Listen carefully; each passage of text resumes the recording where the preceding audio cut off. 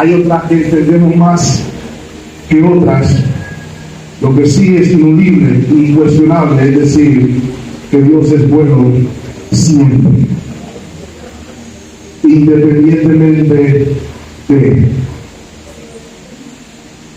sus propósitos, son siempre buenos y justos. Ya con calma evaluaremos qué sucedió y veremos si hay solución. No obstante, quisiera, hermanos, que no nos desenfoquemos de lo que vinimos. Vinimos a escuchar al Señor hablar. Vinimos a adorar al Señor. Mientras haya aire en nuestros pulmones, esto se puede hacer. Con luz, sin luz, con equipo, sin equipo, eso se puede hacer. Así que vamos a disponernos precisamente a hacer lo mismo. Y si pusieron atención, mis amados hermanos, hoy concluimos la serie dentro de la serie que hemos estado utilizando o estudiando a lo largo del libro de Éxodo, y particularmente cerramos el tema de los 10 mandamientos. Rogamos que el Señor nos conceda edificación, transformación, regeneración por medio de su palabra, y sobre todas las cosas pedimos que los labios falibles de su servidor no sean impedimento para su palabra infalible. En Cristo Jesús lo ruego. Amén.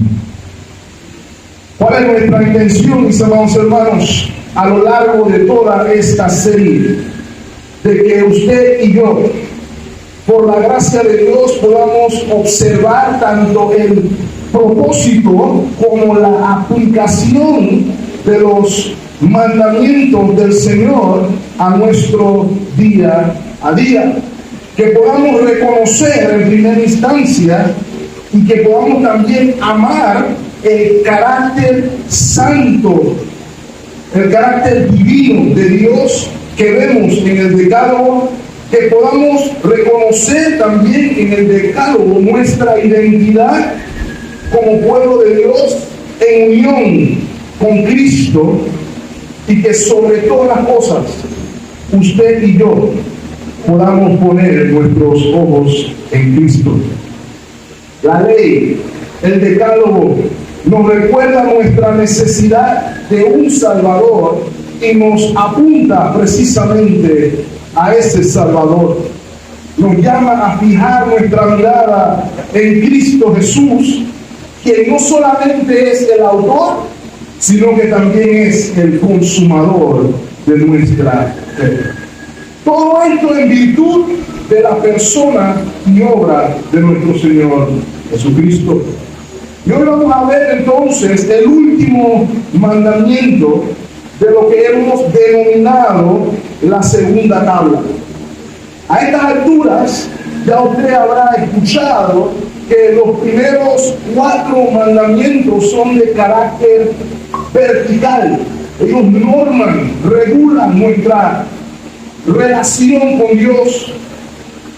No tendrás dioses ajenos delante de mí. No hay nada por encima de Dios.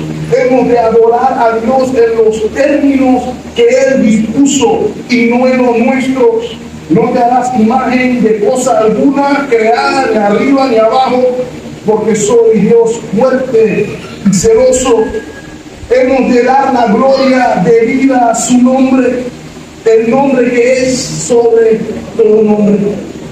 Hemos de guardar de 7 días uno para el reposo en él, para el descanso de lo tradicional, de lo común, para estar reposando en él, en comunión con él. La otra tabla, por otro lado, tiene un corte horizontal. Norma, regula una relación santa y piadosa con nuestro prójimo. Y hemos dicho, hermanos, que la clave para comprender los mandamientos es el amor. El tema que hemos estado abordando ya por varias semanas, el amor a Dios y el amor al prójimo. Y ninguna de las dos está desligada. La correcta relación con el prójimo fluye de la correcta relación con Dios. Hemos dicho también, mis amados hermanos, que sin amor a Dios no existe una motivación ni un entendimiento correcto de lo que es el amor al prójimo. Es así entonces, hermanos, como hemos llegado al 10º mandamiento. Lo vimos en Éxodo 20, versículo 17. No codiciarás la casa de tu prójimo, no codiciarás la mujer de tu prójimo, ni su siervo, ni su criada, ni su buey, ni su asno, ni cosa alguna de tu prójimo. Es por esa razón, mis amados hermanos, que hemos titulado el mensaje de esta mañana, el 10º mandamiento, un corazón satisfecho. Un corazón satisfecho. Mis amados hermanos, vamos a estar viendo el 10º mandamiento de la misma manera en la que hemos visto todo lo demás, en un conjunto de preguntas, un conjunto de 2 preguntas. ¿Qué se nos pide y qué se nos prohíbe de acuerdo a la ley? Que podamos observar cuál es el aspecto negativo y el aspecto positivo de la ley. En este caso particular, quisiéramos iniciar analizando el aspecto negativo para entonces aproximarnos al aspecto positivo.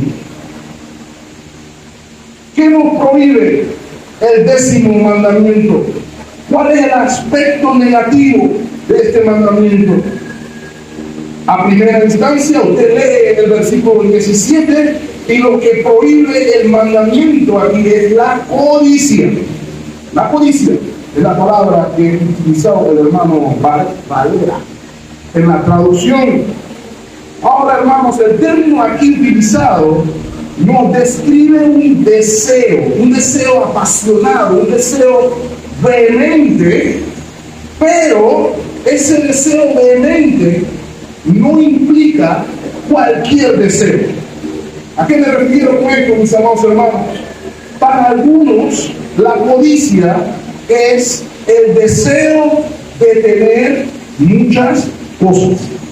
De hecho, el Diccionario General de la Lengua Española, Vox, lo define precisamente como el deseo vehemente de poseer muchas cosas, especialmente riquezas o bienes. ¿Okay? Cuando hablamos de con vehemencia nos referimos con ímpetu, con pasión, un deseo intenso de riquezas o bienes, o pueden ser otras cosas. Ahora, hermanos, hay que tener cuidado si lo entendemos así, porque no todo deseo es codicioso en el sentido negativo de la palabra. Por ejemplo, desear ganar por encima del salario mínimo, de hecho lo aumentaron hace poquito, eso no es un deseo que está prohibido por el 10º mandamiento. El desear un automóvil no es un deseo que está prohibido por el 10º mandamiento. El 10º mandamiento no nos prohíbe desear o pensar en algo bonito o mejorar algo que tengamos. Esos no son deseos pecaminosos.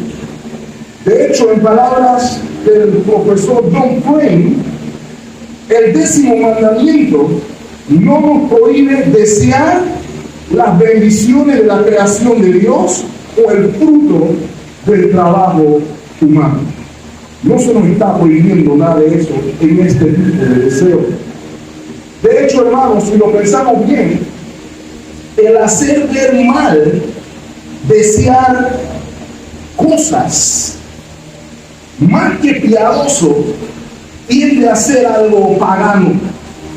Por ejemplo, si usted ha leído algo acerca del budismo, el budismo enseña, el budismo, no el islamismo, hay 4 verdades fundamentales o 4 verdades nobles que son el principio fundacional que el iluminado, entre comillas con énfasis, el iluminado Buda descubrió en su caminar con la intención de resolver el problema del sufrimiento. ¿Cuáles eran las 4 verdades nobles? 1. La vida es sufrimiento. 2. La causa del sufrimiento es el deseo. 3. El sufrimiento se acaba cuando se acaba el deseo. Y hay un camino que nos aleja del deseo y por ende del sufrimiento, el cual Buda y los budistas llaman el camino octuple. ¿Okay? Pero hermanos, contrario a lo que piensa Buda y Buda y los budistas, la Biblia no prohíbe el deseo. Todo lo contrario. Por ejemplo, acompáñenme a Proverbios 16:3. Dice la palabra del Señor: encomienda a Jehová tus obras y tus pensamientos serán afirmados. Ahí mismo en Proverbios, unos versículos más atrás, Proverbios 13, versículo 11. Las riquezas de vanidad disminuirán, pero el que recoge con mano laboriosa, ¿qué hará? La aumentará. Acompáñenme, por ejemplo, también a la literatura sapiencial de la Escritura, Eclesiastés, capítulo 3, versículo 12. Dice el predicador: yo he conocido que no hay nada para ellos, que no hay para ellos cosa mejor que alegrarse y hacer bien con su vida, refiriéndose al afán de las personas en el mundo. No de lo que dice el versículo 13. Y también que es, ¿qué cosa, hermano? Don de Dios, que todo hombre coma y beba y goce el bien de alguna de sus labores, dentro de su labor. Puede que usted y yo, mi amado hermano, no entendamos los altos y bajos y los detalles de la providencia divina. Sin embargo, la idea del predicador aquí es que cada quien debe hacer lo mejor que se pueda con lo que Dios ha permitido. El problema, mis amados hermanos, no es desear en sí mismo. El problema es, por el contrario, que nosotros deseemos lo malo o que deseemos cosas buenas bajo motivaciones incorrectas. Esa es la diferencia. Nunca acepte que nadie le diga que es malo querer disfrutar de las bendiciones que Dios da, como vimos esta mañana, a toda su creación.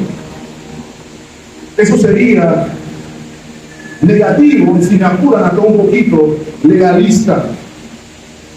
No obstante, mis amados hermanos, la connotación del término que vemos en nuestro texto es negativa. Hay una prohibición.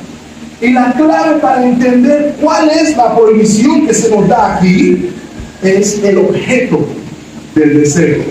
¿Cuál es el objeto del deseo? Y la cualidad particular que notamos es que el objeto deseado está siendo disfrutado por tu prójimo. Ahí está la diferencia. Note lo que dice el texto: la casa de tu prójimo, la mujer de tu prójimo, el siervo o criada de tu prójimo, el buey o asno de tu prójimo. Y hermanos, esa repetición que usted ve allí, no consideramos que sea una repetición de categorías de codicia. No es como que hay un tipo de codicia para la propiedad de mi prójimo o un tipo de codicia para la mujer de mi prójimo, sino que se nos está tratando de decir aquí que hay una sola codicia con diversas implicaciones. Hay una sola codicia, hay una sola actitud, pero hay diversas implicaciones. Y esto se nota particularmente en la última declaración del versículo 17. Ni cosa alguna de tu prójimo. O sea que no hay cosa de mi prójimo que yo deba codiciar. Entonces, mi amado hermano, usted ha podido notar que todos los mandamientos de la segunda tabla tienen como énfasis mi prójimo. Velar por el bienestar de mi prójimo fue lo que observamos a través del 9º mandamiento la semana pasada, y de igual manera el 10º busca también la protección al prójimo. Entonces, hermanos, ¿cómo podríamos definir la codicia de acuerdo con el 10º mandamiento? Permítame humildemente darle una definición que considero bíblica. La codicia, de acuerdo con lo que vemos en la Escritura, noten, es un deseo desmedido, injusto e inclusive perverso de aquello que no me pertenece. Y ligado a esto, el disgusto de la insatisfacción con la providencia de Dios. Voy a tratar de repetir esa definición, hermanos. Viendo lo que nos enseña la Escritura y lo que nos enseña nuestro texto, la codicia es un deseo desmedido, injusto e inclusive perverso de aquello que no me pertenece y que está ligado al disgusto de la insatisfacción con la providencia de Dios.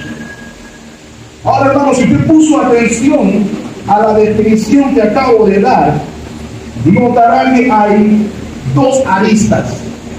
Una arista de orden horizontal y una arista de orden vertical. Hay una actitud negativa hacia el prójimo en la primera arista y una actitud negativa hacia Dios en la segunda arista. Permítanme referirme primero a la actitud negativa hacia el prójimo. Porque ¿saben qué pasa, hermanos? Tal como con el 9º mandamiento, nosotros tendemos a ver con superficialidad el problema de la mentira, ¿no?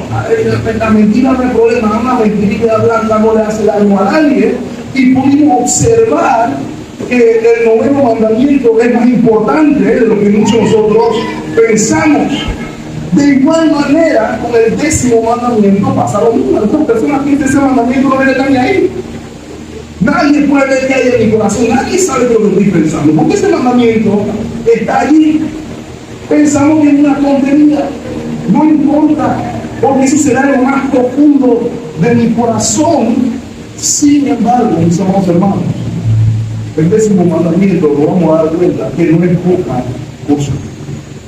Es más, permítame decir, hermano, la codicia es la actitud invisible que da o de la cual proceden todas las acciones visibles de los mandamientos violados anteriormente. La codicia, hermano, lo voy a repetir, es la actitud invisible de la cual proceden las acciones visibles en contra del prójimo. Puede que usted no me crea, pero quisiera poner como ejemplo uno de los casos que utilizamos la semana pasada, en la que usted y yo vimos lo que sucedió con la villana más villana de la Escritura. ¿Recuerdan? La señora Jezabel. Recuerda que fuimos a Primera de Reyes, capítulo 21, Y acuérdense, hermanos, esta es la historia del rey Acab, que quería un terreno que le pertenecía al pobre Nabot.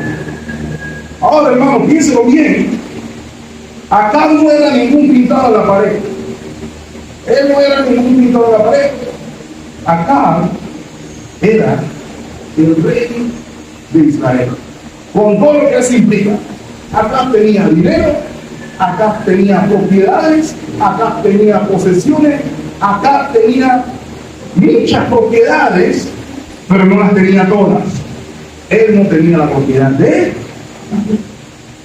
Y sabrán, hermano, que él la quería, él la anhelaba, él la deseaba. Hasta aquí, normal. Pero nos vamos a dar cuenta que el deseo de Nabot el deseo de Acab por la tierra o el viñedo de Nabot era un deseo desmedido, injusto e inclusive perfecto. Pastor, ¿de dónde saca eso? ¿Recuerdan lo que pasó? Nabot le dijo, no te la voy a vender. ¿Okay? En un caso normal, ahí muere toda la historia. Pero eso no fue lo que sucedió. Miren lo que dice el versículo 4. Y vino Acab a su casa tranquilo, dice su Biblia, feliz, ¿no? Dice que vino triste y enojado por la palabra de Nabot de Israel. Le había respondido diciendo, no te daré la heredad de mi padre, y se acostó en su cama y volvió su rostro y no comió. Literalmente el hombre entró en depresión. El hombre se puso triste, se enojó, perdió el apetito. Hermano, ¿qué cosa le hace a usted perder el apetito? Piense eso. Yo le pido que lo contraste. Usted ha visto a un niño cuando quiere algo, especialmente que no es suyo, y se lo quita. Usted sabe lo que sucede ahí, ¿verdad? Lo que hemos tenido desde infantes hasta adolescentes, sabemos cuál es la reacción, ¿cierto? Mientras más chiquito, más fuerte el berrinche. Tiradera en el piso, lloradera, mamá, nadie me quiere. ¿Cómo es posible que no me den lo que yo quiero, aunque no sea mío? Bueno, no hay mucha diferencia con la actitud de acá. De hecho, la prueba de la actitud infantilesca de acá es cuando llega la esposa, ahí entra la villana, y le pregunta, oh, mi amor, ¿qué te pasó? Te veo deprimido, papi, ¿qué pasó? ¿No quieres comer? ¿Qué pasa? Ya me lo puedo imaginar a él respondiéndole como, yo quiero el terreno ese terreno que yo quiero, y Nabot no me lo da. Fíjense por un momento, hermano. Y la esposa, como buena esposa, dice, papi, no te preocupes, yo te voy a conseguir tu terreno, yo te voy a dar lo que tú quieres, aunque no sea tuyo. O con el mensaje que le damos a nuestros hijos, de cuña, puedo decir eso por ahí. Ya ustedes y yo sabemos cómo terminó eso, hermano, ¿cierto? El deseo desmedido, el deseo injusto y perverso de acá terminó en la violación del 9º mandamiento y del 6º mandamiento de la Sagrada Escritura. ¿Ok? Al otro ejemplo, en 2 de Samuel, capítulo 11, se nos habla de otro rey, el rey David. Tampoco era un pintado en la pared, tenía propiedades, tenía dinero, tenía mujeres, pero no tenía a todas las mujeres. No tenía una mujer que se llamaba Betsabé. No tenía la mujer de Urías. Mujer que un día vio y quedó encandilado por lo que vio. Ahora, eso pudo haber quedado ahí, ¿cierto? Pero no. El versículo 3 del 2 Samuel 11 nos dice que mandó a averiguar quién era la mujer que vio. Y le respondieron quién era la mujer que vio. Mira, esa muchacha es la hija de fulano, la mujer de Urías. Ahora, eso debió haber terminado ahí, ¿cierto? Pero no. No solamente no termina ahí, sino que la manda a buscar de todos modos. Y ahí vemos entonces que el deseo desmedido, injusto y perverso del rey David terminó en la violación del séptimo, el noveno y el sexto mandamiento. Espero que lo haya podido ver, hermano. ¿Saben por qué pongo estos ejemplos? De dos personas poderosas que lo tenían todo. Porque podemos pensar que el problema de la codicia se fundamenta en qué tengo y qué no. Pero nos vamos a dar cuenta, hermanos, que no se fundamenta en eso, sino que se fundamenta en un deseo desmedido por lo que no necesito. David tuvo su momento que no tenía todo lo que tenía como rey, y tuvo su momento en que tuvo todo lo que necesitaba como rey. Aún así, dijo, me falta esa me falta. Ese es el tipo de deseo al que nos estamos refiriendo. Entonces, mis amados hermanos, el punto que quiero que analicen, mis amados hermanos, es que el que no quiere siempre quiere, y el que tiene siempre quiere más. De modo que tanto ricos como pobres podemos ser codiciosos. ¿Qué nos prohíbe entonces el 10º mandamiento, mis amados hermanos? El 10º mandamiento nos prohíbe, por lo menos en este primer aspecto, dos cosas. ¿Cuál es la primera cosa que nos prohíbe? Nos prohíbe ser víctimas de la envidia o molestarnos por el bien de nuestro prójimo, como le pasó acá. Y se pone bravo por el bien de mi prójimo. Cuidado. Porque ¿saben qué sucede? Permítanme ponerle un ejemplo. Filipenses, capítulo 1, versículo 15. Hay una historia interesante que puede que usted y yo no conozcamos.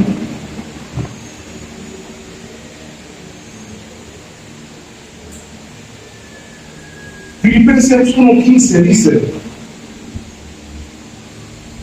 algunos, a la verdad, predican a Cristo por amor a la obra del Señor. ¿Es lo que dice ahí? Por envidia y contienda, pero otros de buena voluntad.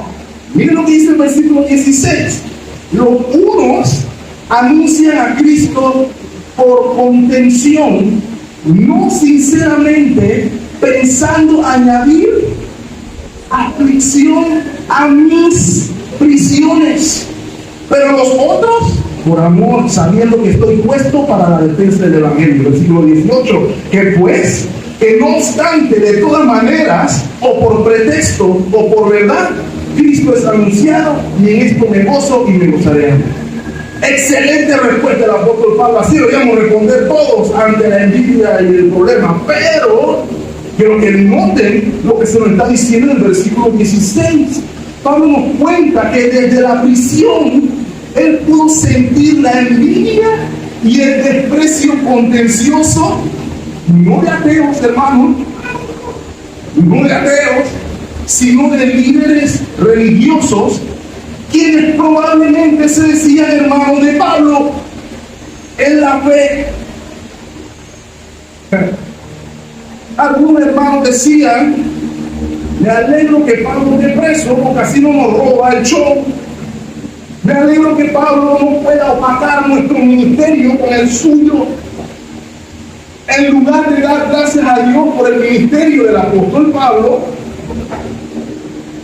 el ministerio del apóstol Pablo era motivo de envidia y de contienda. Y noten, por ejemplo, cómo habló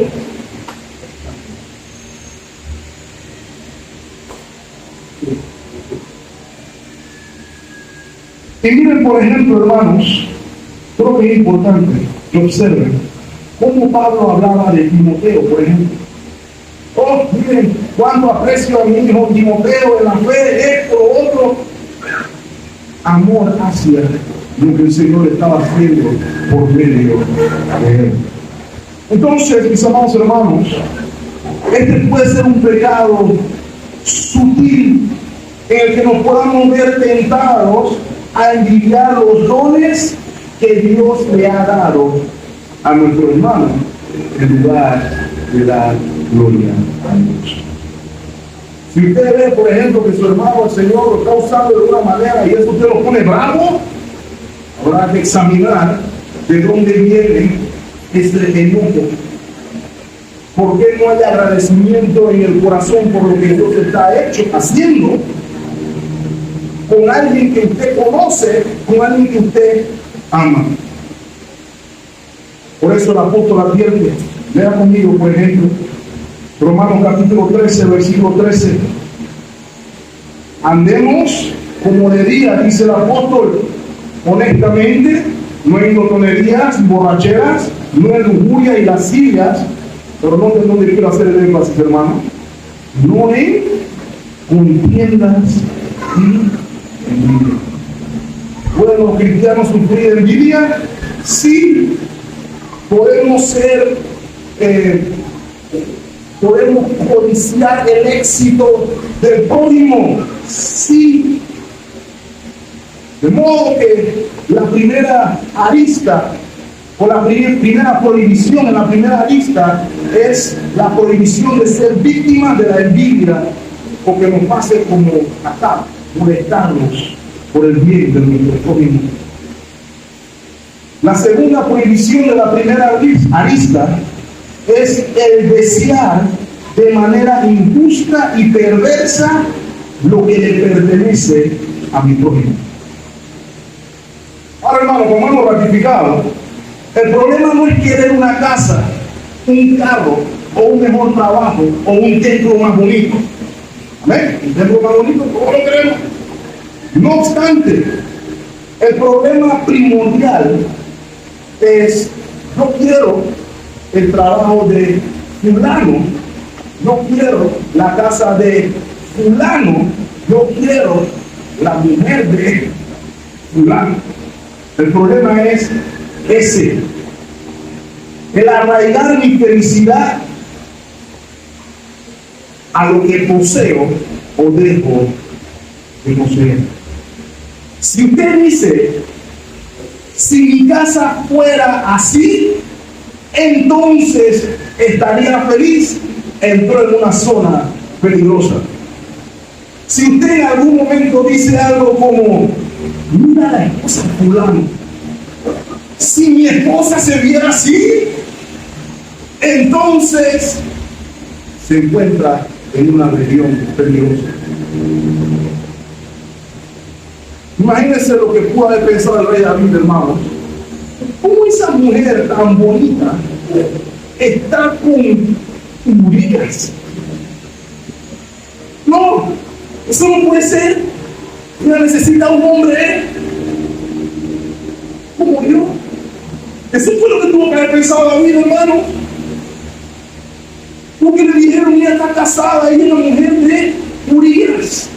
No, tráemela. Eso fue lo que hizo el rey David.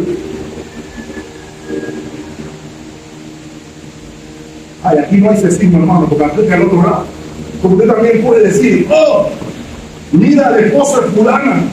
La esposa es fulana, cocina, plancha, arregla, maneja taxi, hace de todo. Y el mío, nada más sabe romper las cosas en la casa. Si mi esposo fuera así, entonces estaría pleno. ¿Lo está viendo, mi hermano? Se vuelve un deseo injusto, un deseo inclusive perverso de lo que le pertenece a otro. Y permítame entonces mostrarle donde considero que viene lo peor, porque como dije, la segunda arista es una actitud que es negativa hacia Dios mismo. Y permítanme explicarle a qué me refiero con eso. Escúcheme, hermano, no hay nada malo en decir, por ejemplo, oh, yo he ido ahí, la casa de los hermanos Lozano es muy bonita. ¿Cómo me gusta la casa de los hermanos Lozano? Espectacular la casa. No hay ningún problema con eso. ¿Sabe por qué el Señor le dio para ver? Muy bonita la casa, muy bonita. ¿Sabe dónde está el problema, hermano?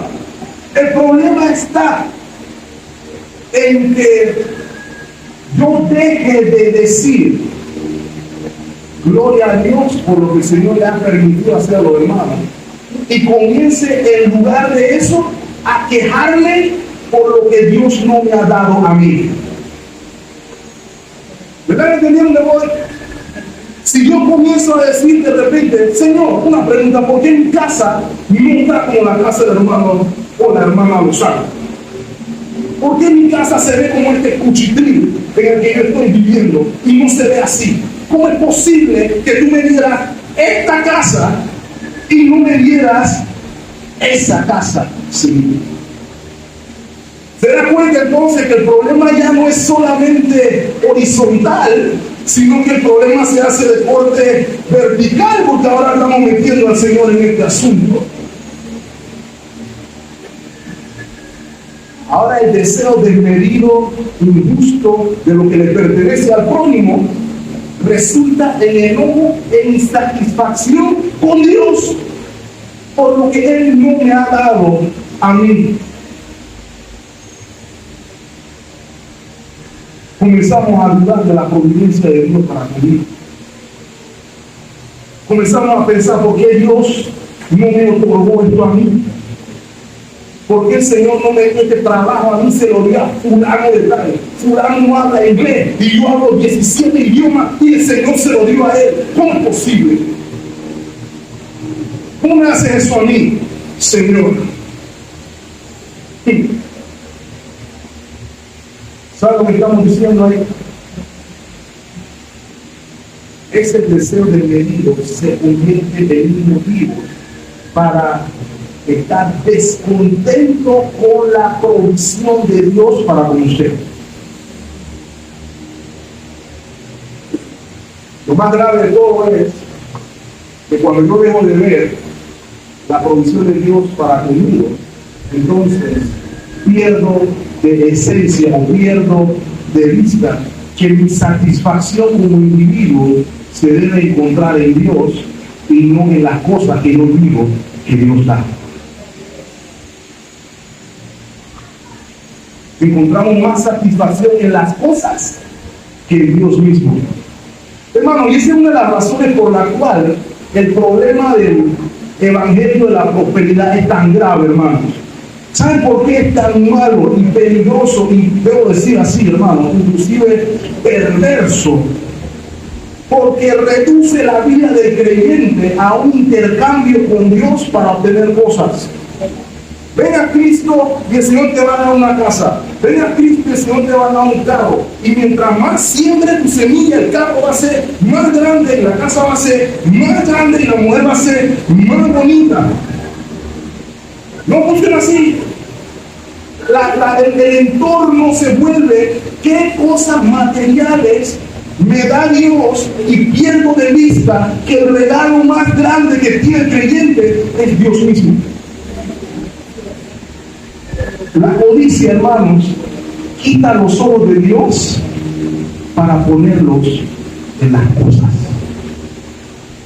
El problema ahí es que no es que Dios no quiera que tengamos cosas, sino que Él quiere que tengamos nuestros ojos primero en Él y las cosas vendrán después. Buscar primeramente el reino de Dios y su justicia, y todas estas cosas os serán añadidas. Dios no quiere que usted tenga nada falso. Lo que Dios quiere es que usted lo tenga a Él primero. Va por ahí el asunto. Voy a poner un ejemplo de lo que me refiero, hermanos. ¿Usted se acuerda de la batalla de Jericó en Jueces capítulo 6? Dios le dijo al pueblo: ya les he entregado la ciudad de Jericó, marchen, no toquen a la ramera, eso sí, no le toquen nada de la matema que está ahí. La joya y el oro, eso es el tesoro del pueblo, pero no me toquen más nada.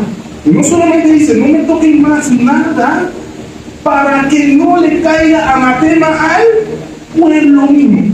Así dice el capítulo 6 de Josué. Pero ¿saben qué, hermanos? Había un señor que se llamaba Acán.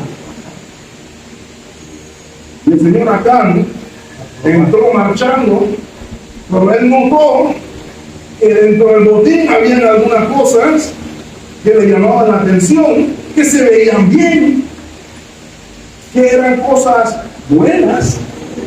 Diga usted, ¿qué hay de malo ¿cómo es que se llama eso? Se me va la palabra, como en una tela fina. ¿Qué hay de malo con una tela fina? En una tela fina no hay ningún problema, hermano, excepto que Dios no quería que él tuviera esa tela fina. Ese era el único problema. ¿Sabe qué pasó? Acá dijo, me importa un comino mi pueblo, me importa un comino mi familia, yo quiero eso. Así que la agarró y lo metió todo debajo de la tienda, le dijo a la familia, nadie sabe nada. ¿Se acuerdan, hermano? Nosotros oramos un poquito, nosotros pensamos que Dios no ve nada, que Dios es ciego, sordo y mudo, pero es todo lo contrario, Dios todo lo ve. ¿Y sabe qué pasó? Después que le ganaron a Jericó sobrado, vinieron con un pueblito diminuto y se tuvieron que salir huyendo. Y Josué dijo, hey, ¿qué pasó, Señor, si nosotros somos los guerreros y estamos sobrados? Al pecado de nuestra familia. ¿Cómo? A ver, igual que llamaron al Señor acá. El Señor acá, por favor, échenos la historia de lo que sucedió. Lea conmigo Josué capítulo 7, versículo 20. Y note cuál es la respuesta de Acán. Acán respondió a Josué diciendo, verdaderamente yo he pecado contra Jehová, el Dios de Israel, y así he hecho. ¿Qué hiciste, Acán? Versículo 21. Pues vi entre los despojos, ahí está la palabra que tenemos ahora, un manto babilónico muy bueno y 200 ciclos de plata y un lingote de oro de peso de 50 ciclos. Hermano, ahí había plata. ¿Ok? Pero ese no es el problema. El problema es lo que sigue diciendo aquí. Lo cual codicié y tomé. Y ahí está escondido debajo de la tierra. Eso fue todo para también. Ahora piénselo por un momento, hermanos. Acán quería más de lo que Dios había hecho provisión para él en su momento. Y no le importó la consecuencia, aun cuando la consecuencia le iba a afectar a él, a su familia y a su pueblo. Eso es lo peligroso de la codicia. Es un deseo desmedido, incoherente, injusto, perjudicial, exclusivo para el individuo. Pero el individuo dice, yo tengo que tener eso. Ese es lo mismo individuo que dice, yo tengo que hacerme rico, no importa cómo. No importa cómo, el fin multiplica los medios. El problema no es querer ser rico, el problema es que sea como sea, que no importe cómo. ¿Me están entendiendo hacia dónde voy? Miren lo que dice el Salmo 10:3. Porque el malo se jacta. ¿De qué se jacta, hermano? El deseo de su alma. ¿Qué van a hacer? Bendice a quién? Al generoso. Bendice al codicioso y desprecia a Jehová. ¿Qué es lo que prohíbe, mi amado hermano, la segunda arista? La primera arista, perdón. Prohíbe el descontento con la provisión o providencia. Eso es lo que nos prohíbe el décimo mandamiento. Mira lo que dice, por ejemplo, el puritano Richard Sides. Satanás saca mayor ventaja de las personas descontentas y más accesibles a su disposición, siendo él mismo la criatura más descontenta bajo el cielo. Taladra todas sus oscuras maquinaciones en los cerebros de la gente que se comporta de aquel modo. ¿De qué modo? Descontento con la provisión de Dios. Ahí radica el problema. Y ahora, no, hermano, ¿cuál es su origen? El origen de la codicia es el corazón. En los demás mandamientos vemos un patrón que va de afuera hacia adentro, ¿cierto? Vemos repercusiones externas que debemos hilar hasta adentro del corazón. No obstante, en el 10º mandamiento somos conscientes de que el problema inicia adentro y se ve afuera, y que para Dios es importante. Nos recuerda primeramente, hermanos, es importante que sepamos, porque muchos de nosotros vivimos nuestra vida como que, bueno, yo cumplo los 10 mandamientos por afuera de manera superficial, pero el punto aquí, hermanos, es que podamos entender que los mandamientos nos muestran que el Señor no solamente está concernido con qué quiero hacer, con qué hago, sino con qué quiero hacer también. El mandamiento no solamente está concernido con la obediencia externa, sino que está concernido también con la obediencia interna. Porque Dios no solamente ve la apariencia externa, sino que Dios ve. Cuando venimos los domingos a la iglesia y estamos encamisados y enfaldados y con la Biblia en la mano, nadie se ve como ladrón, como homicida, como mentiroso. Pero mi amado hermano, hemos podido ver a lo largo de los mandamientos, y cuando se pone el suma dentro del corazón, la historia entonces puede ser. Mis amados hermanos, la ley de Dios no es externa ni física, sino que la ley de Dios es espiritual, que está discernida con el corazón. ¿Con qué quiero cerrar, mis amados hermanos? Quiero cerrar analizando el aspecto positivo. No vamos a quedar con el aspecto negativo. Y vamos a quedar un rato más hablando del aspecto negativo, pero usted tiene que regresar a su casa. ¿Qué es lo que Dios entonces nos pide con el 10º mandamiento? El 10º mandamiento: Dios requiere de su pueblo un corazón satisfecho con su gracia y su provisión. Y un corazón satisfecho con su gracia y provisión no tiene problema con la posesión de sus prójimos. El 10º mandamiento nos enfoca, pone nuestras prioridades en orden. No, hermanos, piensen en este momento, Eclesiastés capítulo 2. Porque al hombre que le agrada, ¿quién le da sabiduría, ciencia y gozo, hermano? Dios. ¿Ok? Es importante notarlo. Al hombre que le agrada es Dios el que otorga conforme a su soberana y santa voluntad, sabiduría, ciencia y gozo. Y note, más al pecador da ¿qué cosa? El trabajo de recoger y amontonar para darlo al que agrada a Dios. Dice el predicador, también es de vanidad la expresión de espíritu. O sea que todo lo que usted tiene, lo tiene por la provisión de Dios. Siendo la que sea su condición, hermano, independientemente de cuál sea su condición, teniendo mucho, teniendo poco, es lo que Dios le ha dado. ¿Y sabe qué, hermano? Siendo la condición que sea, usted se tiene que dar por servido. Es suficiente. Después querer más, pero usted se tiene que dar por servido por lo que sea que Dios le dio. ¿Sabe por qué, hermano? Porque usted, con la condición en la que está, usted tiene mucho más. Escuche bien.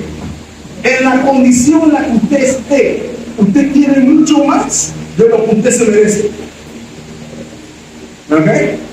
¿Qué dice Lamentaciones 3:22? No lo saben de memoria, ¿verdad? Por la misericordia de Jehová no hemos sido consumidos, porque nunca decayeron sus misericordias. ¿Sabe qué es lo que usted se merece? Independientemente de lo que usted quiera, usted se merece ser consumido. Eso es lo que usted y yo de fábrica nos merecemos. Por eso, mis amados hermanos, ¿sabe qué pasa? El 10º mandamiento nos devuelve por gracia al primer mandamiento. Porque el 10º mandamiento nos hace ver qué es lo que es más valioso, qué es lo que más amo. Colosenses 3:5 dice: hacer morir pues lo terrenal en vosotros, fornicación, impureza, pasiones desordenadas, malos deseos, y la palabra maya aquí es avaricia, que es ¿qué cosa, hermanos? Idolatría. Avaricia es idolatría. Es amar algo más que a Dios, sea lo que sea. En este caso particular, la avaricia es el amor al dinero. Y es para que entendamos, ¿el dinero tiene un problema? Ninguno. No, usted me quiere dar un $30, yo no tengo ningún problema con eso. El problema no es ese. El problema es que yo ame el dinero. Y no solamente que ame el dinero, sino que ame el dinero más que Dios.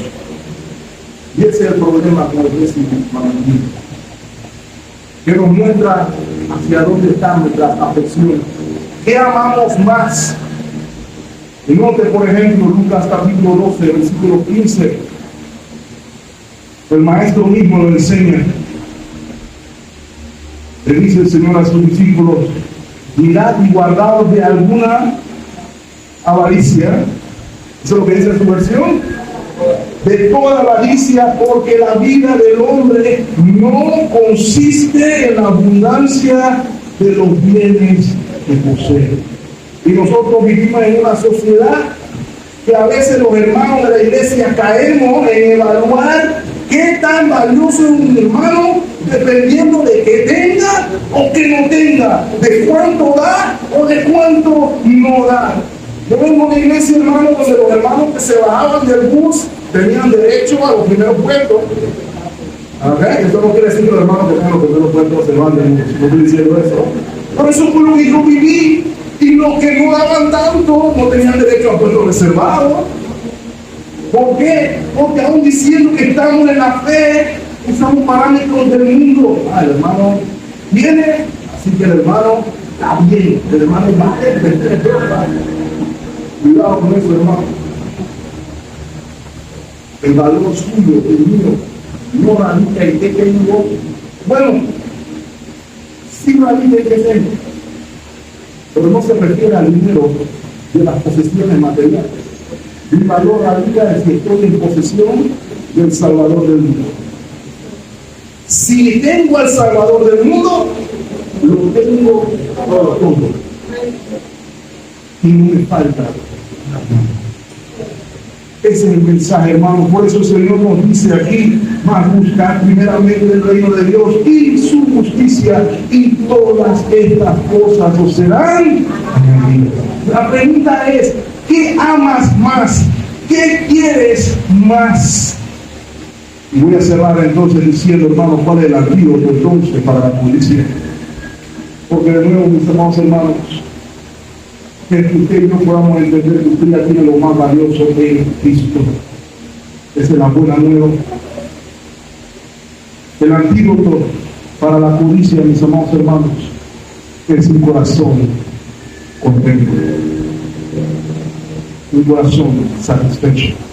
El contentamiento es el antídoto de la codicia. El reformador Francisco de Sales lo pone de la siguiente manera: no siembres tus deseos en el jardín ajeno, sino cultiva el tuyo propio. No desees ser lo que no eres, sino deseas ser muy bueno en lo que eres. Ocupa tus pensamientos en perfeccionarte en esto y encargar las cruces con que te encuentres, sean grandes o pequeñas. ¿Qué nos está diciendo Francisco de Sales? En vez de estar mirando al prójimo, mira lo que tienes en Cristo. Y a veces pasa eso, hermano, que por ver, esta iglesia tiene aire acondicionado por dentro y por fuera, esta iglesia tiene un equipo de sonido que no se daña, esta gente tiene esto y tiene lo otro, y dejamos de ver lo que Dios ha hecho en medio nuestro, hermano. Dios ha hecho mucho en medio nuestro. Pero a veces no lo podemos ver porque estamos viendo lo que el Señor le dio a. Dice el apóstol Pablo, Filipenses capítulo 4, versículo 11 al 13. De aquí donde usted va a ver el contexto más cercano al famoso versículo de todo lo puedo en Cristo que me fortalece. Sí, todo lo puedo en Cristo que me fortalece no significa que puedo volar, que puedo hacer milagros, eso no significa todo lo puedo en Cristo que me fortalece, sino que Pablo está diciendo por qué él puede vivir en todas las circunstancias. Miren lo que dice el versículo 11. No lo digo porque tenga escasez, pues he aprendido, aquí está la palabra mágica, a contentarme cualquiera sea mi situación. Sé vivir humildemente y sé tener abundancia. No, hermano, el apóstol no está diciendo que no se puede tener abundancia, pero él dice también sabe vivir humildemente. Lo más de que los apóstoles modernos nada más se saben un lado de la historia, ¿ok? Pero Pablo supo vivir en humildad y supo vivir en abundancia. Usted y yo debemos aprender lo mismo. En todo y por todo estoy enseñado, así para estar saciado como para tener hambre, así para tener abundancia como para padecer necesidad. Y entonces viene el versículo 13: todo lo puedo en Cristo que me fortalece. La cura, el antídoto de la codicia es el contentamiento. El codicioso nunca se cansa de querer. El contento, aun cuando quiere, se encuentra satisfecho con lo que quiere.